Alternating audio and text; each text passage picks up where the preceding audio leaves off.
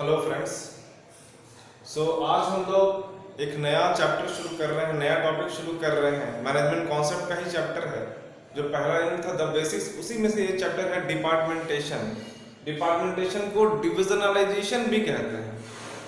इसके पहले हम लोग जो देखे वो था डेलीगेशन ऑफ ऑथोरिटी।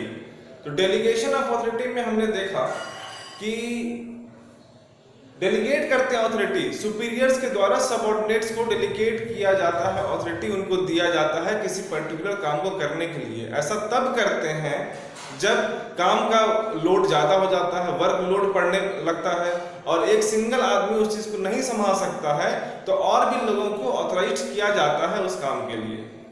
अब जब ऑथोरिटी दिया जाता है, डेलीगेट किया जाता है लोगों को वेरियस टाइप्स के, तो उसके लिए अलग अलग डिपार्टमेंट्स भी बनाने पड़ेंगे। वही डिपार्टमेंट्स जो बनाने पड़ते हैं उसी को कहते हैं डिपार्टमेंटेशन।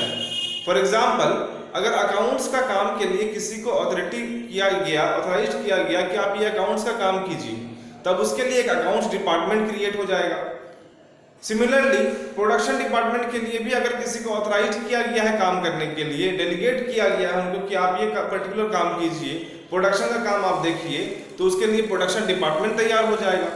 और उस डिपार्टमेंट में एक डिपार्टमेंटल हेड होगा जिसको कि ऑथराइज किया जाएगा उस काम के लिए, और उस हेड के अंदर सुटेबल स्टाफ्स रखे गए होंगे, उनके सुटेबल कर्मचारी रखे गए होंगे ताकि उस काम को ढंग से किया जा सके। इसी को कहते हैं डिपार्टमेंटेशन। तो डिपार्टमेंटेशन क्या है? Departmentation is a process of dividing the large monolithic functions organization into smaller and flexible units. यानी अगर बहुत ज्यादा बड़ा काम है, लार्ज बिजनेस एंटरप्राइज जो है वो लार्ज स्केल पे काम कर रही है, वेरियस टाइप से काम उसमें हो रहे हैं, उसमें अकाउंट्स का भी काम देखा जा रहा है, प्रोडक्शन का भी देखा जा रहा है, रिक्रूटमेंट और सिलेक्शन का भी काम देखा जा रहा है, तो उसके लिए सबका छोटा छोटा विभाग, फ्लेक्सिबल विभाग तैयार करना होगा। फ्लेक्सिबल कहने का मतलब है कि सभी डिपार्टमेंट्स को अपना काम करने के लिए आज़ादी मिलती है कि वो किस तरह से, अगर एचआर डिपार्टमेंट का काम है कि वो ह्यूमन रिसोर्स को लेकर के आए, उनका रिक्रूटमेंट करे, सिलेक्शन करे, ट्रेनिंग दे, प्रमोशन दे, तो वो अपने ढंग से उनको ट्रेनिंग दे सकती है, अपने ढंग से उनका रिक्रूटमेंट कर सकती है। ये फ्लेक्सिबिलिटी उनको प्रदान की जाती है, यानी हर डिपार्टमेंट्स को अपना अलग अलग फ्लेक्सिबिलिटी प्रदान की जाती है। तो इसीलिए इसको बोलते हैं स्मॉल एंड फ्लेक्सिबल यूनिट्स। अब इसमें हम लोग देखेंगे क्या क्या इसके प्रोसेस है और क्या कैरेक्टरिस्टिक्स हैं डिपार्टमेंटेशन के। तो प्रोसेस क्या क्या है डिपार्टमेंटेशन के? पहला, identification of task and duties. Task कितने तरह का है बिजनेस एंटरप्राइज में, कितने तरह का ड्यूटीज है, उसको आइडेंटिफाई करते हैं। आइडेंटिफाई करने के बाद सारे टास्क के का एनालिसिस करते हैं, जितना भी उसका डिटेल्स है टास्क का उसको एनालिसिस करते हैं। एनालिसिस करने के बाद डिस्क्रिप्शन ऑफ द फंक्शंस, क्या क्या फंक्शंस हो सकते हैं, क्या इसमें अकाउंट का भी काम होगा, क्या इसमें आईटी का भी काम होगा, प्रोडक्शन का काम होगा, ये सारे फंक्शंस को जब डिस्क्रिप्शन करने के बाद सभी फंक्शंस के लिए सेपरेट हेड्स को रखा जाता है। यानी हर फंक्शंस के लिए, अकाउंट्स के फंक्शन के लिए सेपरेट हेड रहेगा, प्रोडक्शन का फंक्शन के लिए सेपरेट हेड रहेगा, अदर जितने भी फंक्शंस हैं, आईटी फंक्शंस हैं, जो भी फंक्शंस है सबके लिए अलग अलग हेड्स को रखा जाएगा और हर हेड्स के अंदर में सुटेबल स्टाफ्स को दिया जाता है। सुटेबल स्टाफ्स कहने का मतलब जो प्रोडक्शन के डिपार्टमेंट में है तो प्रोडक्शन के डिपार्टमेंट से रिलेटेड स्टाफ जो होते हैं वो उनको दिया जाएगा। अगर उनका उस टाइप से बहाली होती है, रिक्रूटमेंट होता है, उस टाइप से उनको ट्रेनिंग मिलता है कि वो पर्टिकुलर काम को जानते हैं और वैसे ही स्टाफ को वैसे डिपार्टमेंट में रखा जाता है। तो ये इसका प्रोसेस है। और लास्ट में जब वो सबको अपना अपना डिपार्टमेंट बन जाता है तो सबको अलग अलग अपना ऑथराइज किया जाता है, ऑथोरिटी मिल जाता है कि आप पर्टिकुलर काम को कीजिए। तो ये सारे इसके प्रोसेस हैं। आगे क्या क्या कैरेक्टरिस्टिक्स हैं डिपार्टमेंटेशन के? तो पहला, organisation is divided into small and administrative units. Small और एडमिनिस्ट्रेटिव यूनिट्स में ऑर्गेनाइजेशन को डिवाइड किया जाता है, उसी को तो डिपार्टमेंटेशन कहते हैं। डिपार्टमेंटेशन का भी मैंने मतलब बताया।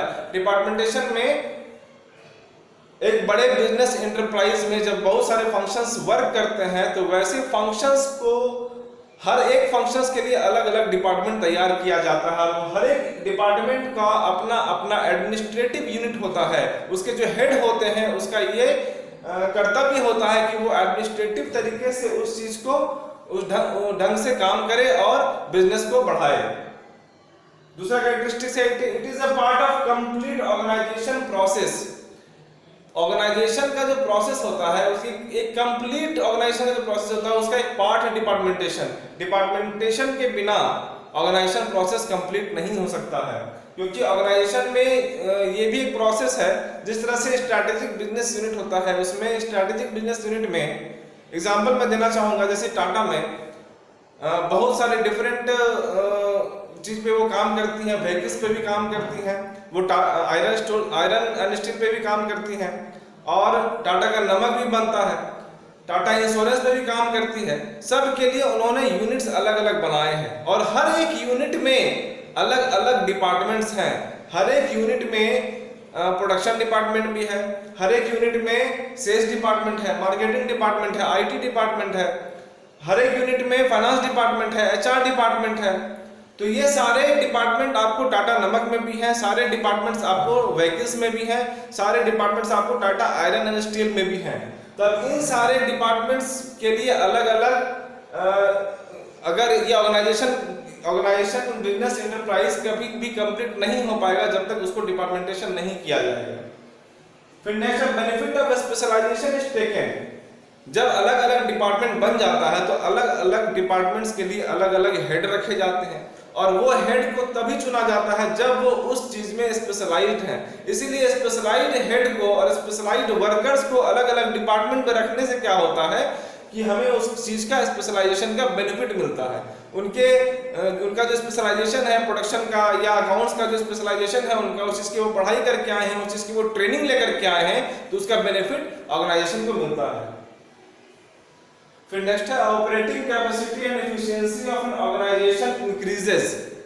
एफिशिएंसी जो है ऑर्गेनाइजेशन का वो ऑटोमेटिकली इंक्रीज कर जाएगा। क्यों इंक्रीज करेगा?